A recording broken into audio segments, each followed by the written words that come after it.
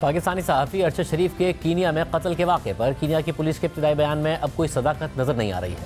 حکومت دعویٰ کر رہی ہے کہ ارشد شریف کی شہادت ناکے پر نہ رکنے اور غلط شناخت کی وجہ سے نہیں ہوئی بلکہ ٹارگٹ کلنگ کی وجہ سے ہوئی ہے، اور اب کاؤنٹر ٹیررزم کینیا نے بھی تصدیق کر دی ہے کہ ارشد شریف پر قریب سے گولیاں چلائی گئی اور گولیاں چلتی گاڑی پر نہیں چلائی گئیں جیسا کہ کینیا کی پولیس دعویٰ کر رہی تھی، بلکہ فائرنگ گاڑی کو روک کر کی گئی تھی۔ گزشتہ روز اینکر کامران شاہد نے اپنے پروگرام میں تصویروں کے ساتھ یہ دعویٰ کیا کہ ارشد شریف پر قتل سے پہلے بہیمانہ تشدد بھی کیا گیا، اور بتایا کہ ارشد شریف کو قتل سے پہلے 3 گھنٹوں تک ٹارچر کیا گیا، ان کی پسلی کی ہڈیوں کو توڑا گیا، ان کی 3 انگلیوں کے ناخن بھی اتار دیے گئے اور 2 انگلیوں کو فریکچر بھی کیا گیا، جس کے بعد اس پورے واقعے پر بڑی سوالات اٹھنے لگے۔ اور آج کاشف عباسی صاحب نے بھی اپنے پروگرام میں بتایا کہ ارشد شریف کو غسل دینے والے افراد نے بتایا کہ ارشد شریف کے کچھ ناخن نکلے ہوئے تھے، ان کی انگلیاں بھی بڑی ہوئی تھیں۔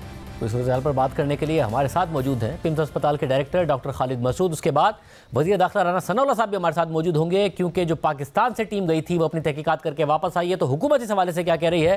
ڈاکٹر صاحب بہت شکریہ میں شو میں جوائن کرنے کے لیے۔ ڈاکٹر صاحب ظاہر ہے ارشد شریف صاحب کی جب لاش آئی تو پمس اسپتال میں بھی ان کا پوسٹ مارٹم کیا گیا اور بہت ڈسٹربنگ تصاویر سامنے آئی ہیں، اور یہ بات کہی جا رہی ہے کہ ان کے اوپر تشدد بھی ہوا تھا۔ ڈاکٹر صاحب کنفرم کریں گے آپ کہ ان کے ناخن اترے ہوئے ہونا، انگلی ٹوٹی ہونا، تشدد کی بات ہونا، یہ کس حد تک درست ہے؟ شاہزیب بھائی، جس طرح ہمارے پاس آیا تھا پوسٹ مارٹم، اس کا پوسٹ مارٹم ہماری جو میڈیکل ٹیم تھی جو کہ پروفیسر ایس وقار اس کو لیڈ کر رہے تھے، جو بڑے پروفیشنل اور وہ ہیں، ان کے مطابق انہوں نے تقریباً 12 نشانات کو نشاندہی کی ہے کہ وہاں پر ان کو وہاں سے وہ ملے ہیں۔ فار ایگزامپل ان کے رائٹ ریسٹ پر نشان ہے بروزز کے، فار ایگزامپل ان کے نشان ہیں کہ 4 انگلیوں کے ناخن نہیں ہیں رائٹ کے، اور لیفٹ فنگر کے انڈیکس کے وہاں پہ نشان ہے زخم کا۔ تو اس طرح مختلف جب انہوں نے دیکھا تو تقریباً 12 جگہوں کی انہوں نے نشاندہی کی ہے کہ یہ ان کو معلوم ہوا ہے۔ وہاں سے انہوں نے یہ ساری چیزیں جو فورینزک لیب کے لیے لی ہیں اور فورینزک لیب کے لیے بھیج دی ہیں۔ جو میڈیکل بورڈ ہے وہی جب فورینزک کی ان کے پاس آئیں گی تو وہی اچھی طریقے سے بتا سکیں گے کہ اس پر کتنا تشدد ہوا ہے نہیں ہوا۔ یہ ظاہراً ہمیں تو ایز اے لے مین اگر آپ مجھ سے پوچھیں لگتا ہے، مگر ہمارا کیونکہ کیس اتنا سینسٹیو کیس ہے کہ اس میں سب چیزیں آپ کو وہی دینی ہوں گی جو ٹیکنیکلی ثابت ہو جائیں۔ اور ڈاکٹر صاحب کیا یہ ہو سکتا ہے کہ کیونکہ ظاہر ہے ان کی باڈی کا پہلے کینیا میں پوسٹ مارٹم ہوا، اس کے بعد ان کو ٹرانسفر کیا گیا، تو یہ ناخن کا اتر جانا یا انگلیوں کا ٹیڑھا ہو جانا یہ سارے کے سارے پروسیس میں بھی ہو سکتا ہے؟ شاہزیب بھائی دیکھیں، کیونکہ ہمیں کینیا کا پوسٹ مارٹم ملا نہیں ہے۔ کینیا کا پوسٹ مارٹم اگر ہمیں مل جائے آفیشیلی کہ وہاں پر انہوں نے پوسٹ مارٹم میں ان سے کس اعضاء سے چیزیں لی ہیں، کہیں انہوں نے ناخن وہاں سے نہ لیے ہوں، یہ بھی ہو سکتا ہے، مگر ہمارے یہاں پر جب وہ لے کے آئے تھے تو ہماری موجودگی میں یہ نہیں تھے، تو ہم نے اس کو نشاندہی کرنی ہم نے لازمی سمجھی ہماری میڈیکل بورڈ نے، اور اس نے اس میں یہ نشاندہی کی۔ صاحب جو ابتدائی پوسٹ مارٹم کی رپورٹ سامنے آئی، منظر عام پر آئی، اس میں نہیں لکھا ہوا ہے نشانات کے حوالے سے یا ٹارچر کے حوالے سے کوئی ایسی بات نہیں لکھی ہوئی ہے جو ابتدائی رپورٹ سامنے آئی تھی؟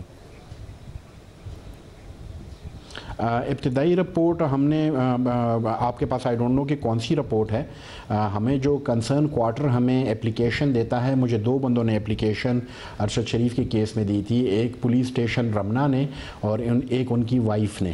تو قانون کے مطابق ہم نے ان کو میڈیکل پریلیمنری رپورٹ دی ہے، اس رپورٹ میں ہم نے یہ بتایا ہے کہ اس کی یہ نشاندہی ہوئی ہے، اور ہم نے اس سے یہ جگہ لی ہے، یہ ہم نے بایوپسیز لی ہیں، وہ لی ہیں کہ ہم نے جہاں پہ فورینزک لیب کے لیے بھیجنے تھے کہ فورینزک لیب اس کو آئیڈینٹیفائی کر کے بتا دے، تو ہم نے کنسرن کوارٹر کو دیا ہوا ہے۔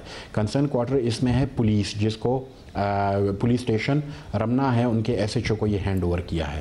صاحب یہ بتائیے گا کہ ان کی والدہ نے ظاہر آواز اٹھائی کہ انہیں ان کے ساتھ پوسٹ مارٹم کی رپورٹ نہیں شیئر کی جا رہی ہے، پھر انہوں نے عدالت سے رجوع کیا، عدالت نے پمس ہسپتال کو نوٹس بھی جاری کیا ہے، کیوں نہیں شیئر کی جا رہی ہیں پوسٹ مارٹم کی تفصیلات ان کی فیملی کے ساتھ؟ शाज़ेब भाई, मेरे पास उनकी वालदा ना आई हैं, ना एप्लीकेशन दिया गया है। उनकी वाइफ ने पहली एप्लीकेशन दी थी पोस्टमार्टम के लिए, उसके बाद वो भी नहीं आई हैं। ये उनका राइट बनता है, वो आएंगे, हम उनको जो हमारी प्रिलिमिनरी रिपोर्ट है, ये ढकी छुपी है नहीं जी, ये उनका हक है और ये हम उनको देंगे जी। और हाई कोर्ट की तरफ से हमें इस वक्त तक अभी ऑर्डर्स मौसूल नहीं हुए हैं और ये इनका राइट है। अगर वो कल आ जाते हम कल देते थे, हम रिपोर्ट देना ये इनका हक है। कानूनी तौर पर कंसर्न क्वार्टर को हम देते हैं जो हमें कानूनन पोस्टमार्टम के लिए रिक्वेस्ट करता है।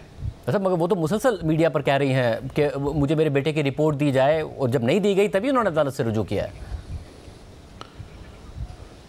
शाज़ेब भाई, मैं मेरे ख्याल में कि इस पोस्ट पर बैठकर कोई झूठ तो नहीं बोलूँगा। मेरे पास तो नहीं आए या ना मुझे एप्लीकेशन दी गई है। मैं तो पिछले 15 दिन से मैं हॉस्पिटल से बाहर नहीं निकला। मैं तो हर वक्त इधर मौजूद होता हूँ। अगर मेरे पास आएंगे तो मैं क्यों नहीं दूंगा उनको। डॉक्टर साहब, ज़रा प्रोसीजर क्या होता है, क्योंकि हर एक को ये तो नहीं पता होगा ना कि जो डायरेक्टर साहब हैं उन्हीं के पास जाना पड़ेगा पोस्टमार्टम लेने के लिए। क्या हर एक को क्या यही प्रोसीजर फॉलो करना पड़ता है कि आप ही के पास आना पड़ता है? बिल्कुल, कानूनन देखें ना, कानूनन तरीका ये होता है कि जो हमें पोस्टमार्टम के लिए कहता है, हमें कानूनी तौर पर मुतल्लिका थाना कहेगा कि आप इसका पोस्टमार्टम करें। फिर मुतल्लिका थाना जो होता है उसको उसके लवाहिकीन कहते हैं कि हमने इसका पोस्टमार्टम करवाना है। इस केस में चूँकि ये केस बड़ा हाई प्रोफाइल केस है तो इस पर हमें पुलिस स्टेशन रमना ने अप्रोच किया और इसकी वाइफ ने हमें अप्रोच किया। दोनों के एप्लीकेशन हमारे साथ मौजूद हैं और नेचुरली चूँकि ये केस ऐसा केस है तो नेचुरली ये मुझसे पूछ कर ही दिया जाएगा। मतलब हम कंसर्न क्वार्टर को देंगे और इनकी फैमिली को देंगे। रेस्ट अभी क्योंकि पब्लिक भी हो चुकी है, चली भी गई है, और जब इसकी फ़ाइनल रिपोर्ट आएगी तो वो हम सबमिट करेंगे। अगेन पुलिस को हम सबमिट करेंगे जिन्होंने हमें ये एप्लीकेशन दी थी। कानून ये कहता है जी। और डॉक्टर साहब, ये क्या कहा जा सकता है कि जो तस्वीर आई हैं सामने, मंजर आम पर आई हैं, वो पिम्स अस्पताल से ही की ही हैं और वहीं से ये सारी लीक हुई हैं? बिल्कुल, ये तस्वीर यहीं की हैं और यहीं से लीक हुई हैं। आपने तहकीक की किसने लीक की? ये आज ही हमें पता चला है, इसी पर हम लगे हुए हैं, पता कर रहे हैं कि ये किसने किस तरह की गई है। मगर आप तस्दीक कर रहे हैं कि तस्वीर बिल्कुल सही हैं और अरशद शरीफ साहब ही की हैं? जो मेरे पास इस वक्त इस पोस्टमार्टम से रिलेटेड तस्वीरें हैं उनसे ये बिल्कुल मिलती जुलती हैं। बहुत शुक्रिया।